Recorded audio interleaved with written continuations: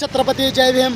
तुम्हाला सांगतो महाराष्ट्रात किती पण काय पण होऊ द्या, पण चांगदेव जाधव आई जगदंबीच्या आशीर्वादाने आणि संपूर्ण महाराष्ट्रातल्या दिग्गजांचा आशीर्वाद, संपूर्ण बुजुर्गांचा आशीर्वाद, आया बहिणींचा आशीर्वाद, महाराष्ट्रातल्या धरतीतला आशीर्वाद, महाराष्ट्रातल्या पुण्यभूमींचा आशीर्वाद, महाराष्ट्रातल्या तरुणांचा आशीर्वाद, महाराष्ट्रातली मी तरुण पिढीचं रक्त सळसळ केल्याशिवाय आणि महाराष्ट्रात समाजमध्ये आणि संपूर्ण समाज जुळवायची कामं केले तर मी एक दिवस शांत बस. ही संपूर्ण महाराष्ट्रात छत्रपती शिवरायांच्या आशीर्वादाने त्यांच्या रूपाने महाराष्ट्रात मी उभा करणार आहे मावळं.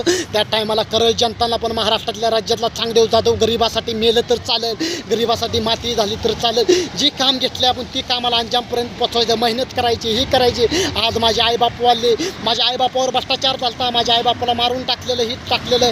तुम्हाला सांगतो काय काय लोकांना मी न्याय मागायला गेलो, तू मला ऑफिसवरनं हाकलून लावलं. महाराष्ट्रातल्या तरुणांनो, महाराष्ट्रातल्या जनतेनं आज ही माझ्या चांगदेव जाधववरही झालं. या परत येणाऱ्या काळात दुसऱ्या छत्रपती शिवरायांच्या मावळ्यावर बाकीच्या जनतांवरनी, बाकीच्या हिंदुत्वावरनी होऊ नये म्हणून ही भ्रष्टाचार महाराष्ट्रात मी ही योजना लागू केली. योजना ही संपूर्ण दिग्गजामध्ये छत्रपती शिवरायांचे एक विचार, एक मार्गदर्शनी पोचवायची काम करतोय. येणाऱ्या काळात कोणावर पण भ्रष्टाचार होऊन, अत्याचार होऊन, महाराष्ट्रात माझ्यावर इतका भ्रष्टाचार झाला, महाराष्ट्रातला इतका अत्याचार झाला, महाराष्ट्रात जनतांसाठी मी मार खाल्लं, ही केलं. तुम्हाला सांगतो मी लय गाजा लागलो म्हणजे मला जीव घातक हल्ला केला, मला संपवायचा हल्ला केला, पण महाराष्ट्रातल्या जनतेच्या आशीर्वादाने, आई जगदंबीच्या आशीर्वादाने मी वाचलो.